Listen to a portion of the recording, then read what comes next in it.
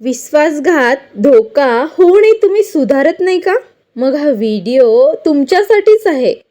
अगदी शेवटपर्यंत बघा. एकही सेकंद मिस न करता शेवटपर्यंत व्हिडिओ बघा. झालं शेवटी व्हायचं ते. मिळालाय धोका, विश्वासघात.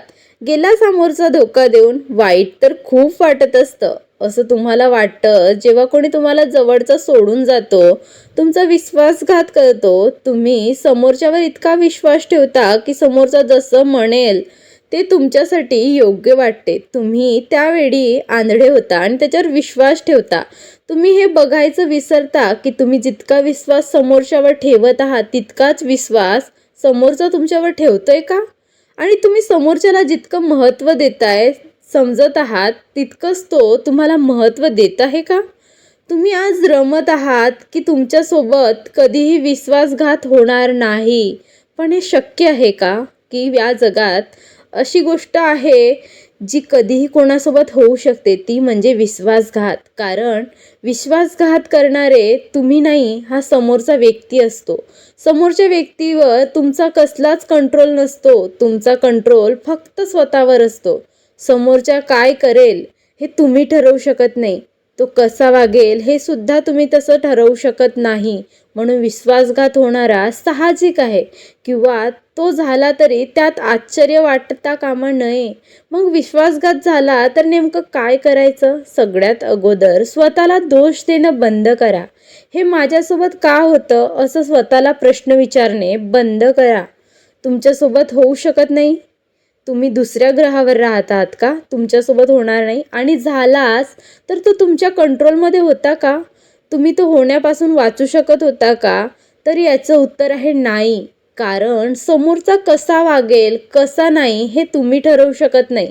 याच्यावर तुमचा कंट्रोल नाही. म्हणून सगळ्यात अगोदर स्वतःला दोष देणं बंद करा आणि विश्वासघाताच्या दुःखातून बाहेर कसं पडायचं याचा विचार करा.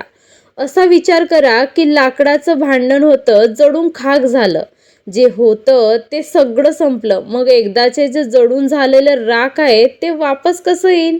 आणि त्याचा पश्चाताप तरी का करायचा? उलट नवीन येणाऱ्यांचं स्वागत करायचं. ज्याला जायचं होतं तो गेला. आता आपल्याला काय करायचंय हे आपण ठरवायचंय. कारण हे आपल्या हातात आहे. जेव्हा कधी त्रास होईल, दुःखाची कड उठेल, तेव्हा स्वतःला सांगा, समोरच्याचे विश्वासघाताने मला काहीही फरक पडत नाही. मी स्वतःला पळू देणार नाही. मनात आलं तर मी सुद्धा तेच करू शकतो जे समोरच्याने केलेलं आहे. पण मी असं केलं तर समोरच्यामध्ये आणि माझ्यामध्ये काहीच फरक उरणार नाही. तुम्ही तसं करू शकतही नाही. कारण तुम्ही वेगळे आहात. जो फरक आहे तो तुम्हाला कायम ठेवायचा आहे. स्वतःला इतरांपेक्षा वेगळं ठेवायचं आहे. म्हणून जे आज झालं आहे ते चांगलं झालंय असा विचार करा. जे झालं ते सोडून समोरच्याला मनातून आणि डोक्यातून काढून टाका. समोरच्याबद्दल राग वेडेच काही मनात ठेवू नका. कारण यातून काहीही मिळणार नाही. फक्त तुमच्या जखमा ओल्या राहतील. त्याच्यावर कधीही खपली बसणार नाही. म्हणून समोरच्याला माफ करून टाका. तो तुमच्यासाठी काहीही नव्हता.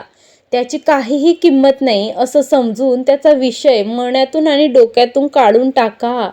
समोरच्याला तुमची किंमत कळेल, ती कळायची असेल तेव्हा कळेल. कुणाचीही वेळ कधी एकसारखी राहत नाही. तुमची ती राहणार नाही.